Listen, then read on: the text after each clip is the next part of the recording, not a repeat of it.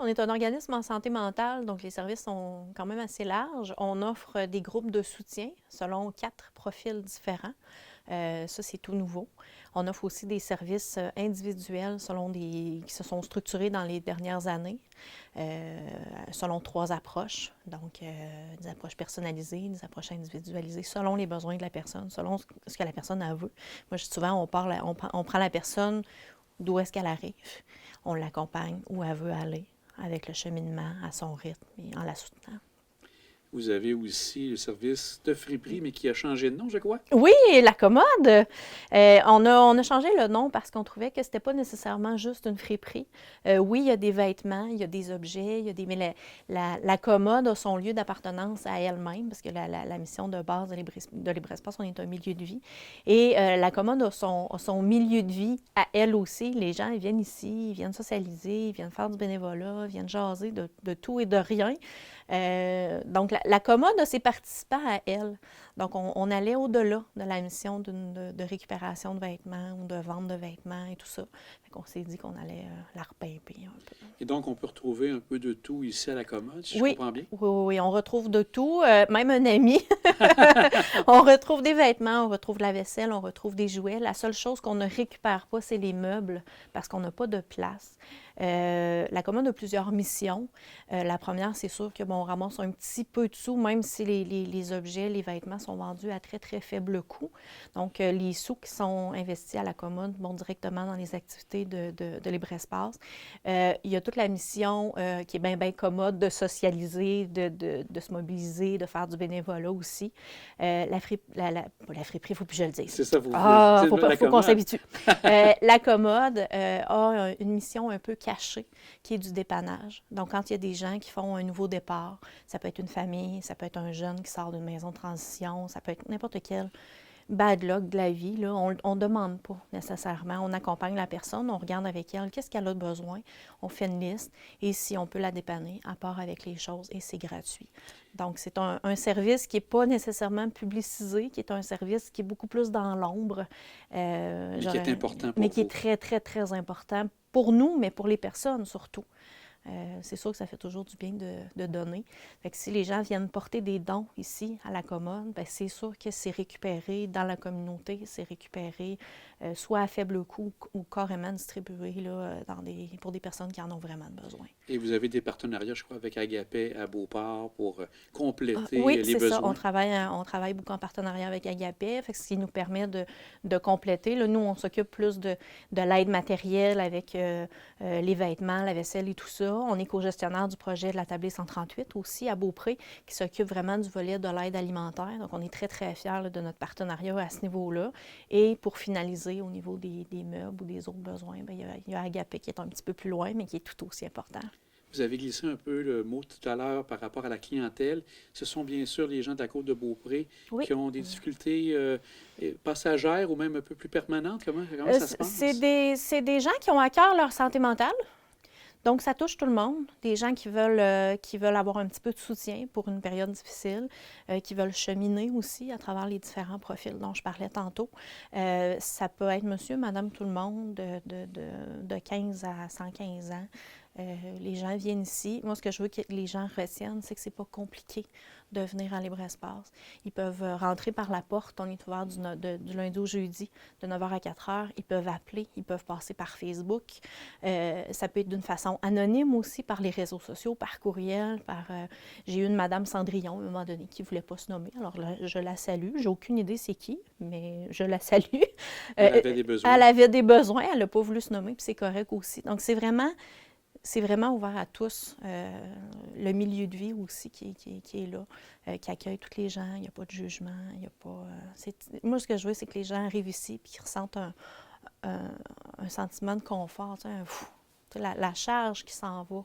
Beaucoup, on l'a vu beaucoup avec la pandémie dans les 2 dernières années.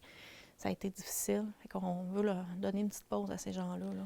Vous parlez de la pandémie. Donc, pendant ce temps-là, je pense que les services étaient faits à distance. Vous avez vu quand même une bonne demande de ce côté-là? Oui, oui, oui. On a travaillé dans l'ombre, hein. On a dû fermer les locaux à cause des mesures sanitaires, puis nos locaux n'étaient pas appropriés, puis tout ça. Ça nous a donné le temps de réfléchir sur la structure de l'organisme avec la nouvelle image et tout ça.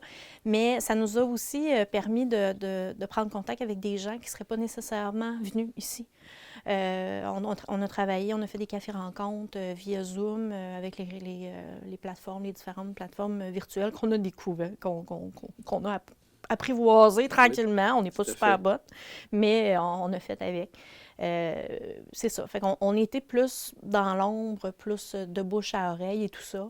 Puis quand on a pu réouvrir les locaux, là, on repart en grand, on invite les gens ici, on veut qu'il y ait un milieu de vie pour sortir de leurs quatre murs. Il y a aussi que la situation n'a pas touché juste notre clientèle qu'on avait à nous. Nos gens qui venaient ici, c'est tout le monde qui a été perturbé par la pandémie puis qui vit de l'isolement d'une façon ou d'une autre. On a décidé qu'on faisait ça en grand. Si on regarde maintenant pour l'approche qui a été prise, avec justement, vous avez pensé à ça pendant le temps de la pandémie, c'était fait en collaboration avec des intervenants qui travaillent justement en santé mentale. Comment ça a été fait? Oui, ça a été fait ici avec l'équipe. On a eu de l'aide aussi de l'Agir en santé mentale, qui est notre regroupement sectoriel. On s'est recentré vraiment en équipe, de voir de prendre les forces de chacune, de dire qu'est-ce qu'on pouvait offrir. Donc, on a une éducatrice spécialisée qui travaille avec nous. On a une père aidante aussi qui travaille avec nous, qui nous a permis de revoir les différentes approches et de restructurer aussi le soutien individuel qu'on avait. Oui, il y avait de l'écoute, oui, il y avait du soutien, mais là, ça va être offert en fonction des approches différentes. Exemple, sur le développement du pouvoir d'agir, où on part d'un irritant récurrent, d'une situation qui a l'air insurmontable, mais que tranquillement, avec des différentes étapes, bien entendu, on passe au travers tranquillement. Donc, c'est pour l'approche, le DPA.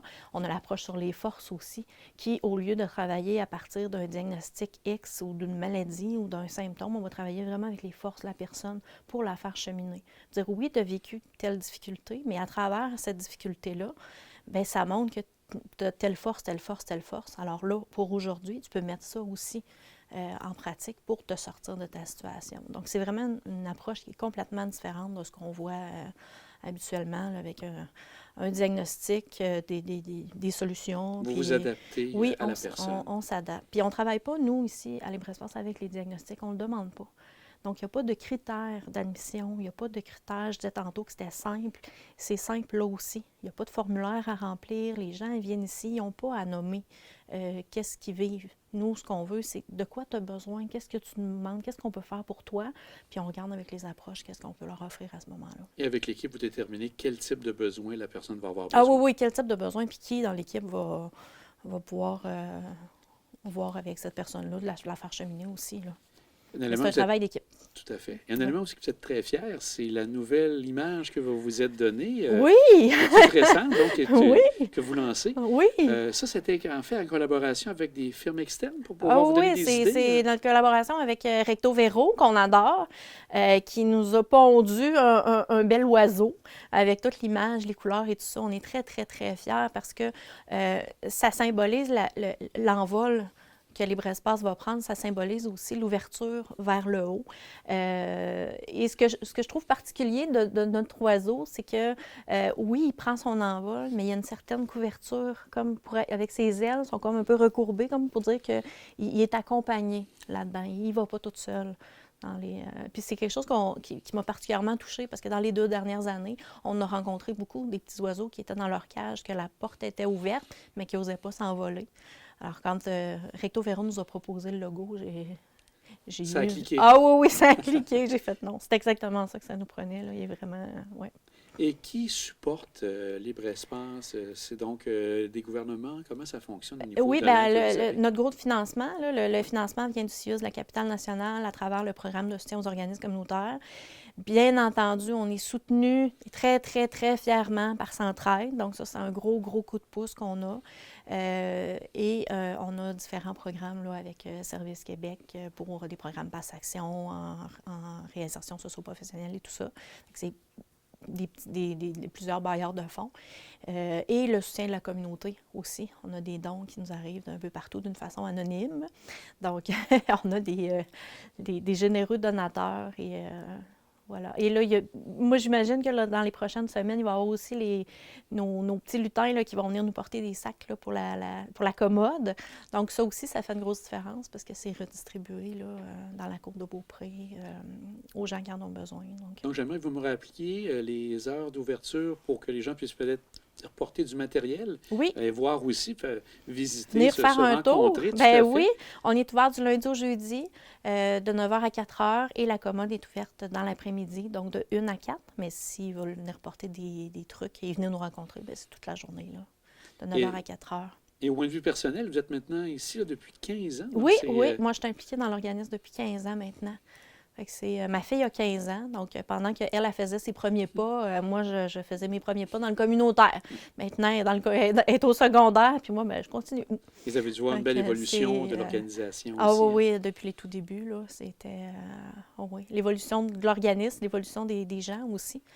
On a des belles histoires là, de gens qui ont cheminé, qui ont évolué. On a des gens qui sont là depuis le début et qui ne veulent pas nous quitter parce qu'ils nous aiment et qu'ils nous adorent puis que ça leur a fait beaucoup, beaucoup, beaucoup de bien et qui partagent à ceux qui arrivent pour avoir de l'espoir, dire leur, je sais pas, on passe au travers. Dernière question, vous avez justement des gens, comme vous dites, qui sont là depuis longtemps. Est-ce qu'ils sont devenus des accompagnants pour d'autres personnes? Oui, bien notre père aidante, Caroline Cazot, qui est maintenant membre de l'équipe. C'est notre ancienne présidente du conseil d'administration. Elle était là depuis 7 ans. Donc, c'est une belle histoire de succès avec qui les gens vont pouvoir partager. Là. Caroline, elle est engagée ici strictement, elle est adjointe à la direction, mais elle est surtout comme père aidante pour rencontrer les gens puis partager son vécu aussi, donner l'espoir à ceux qui en ont un petit peu moins. Bien, on vous souhaite bonne chance pour l'avenir. Très, très beau logo, tout ça. Donc, bonne chance à vous, Mme Morel. Merci beaucoup.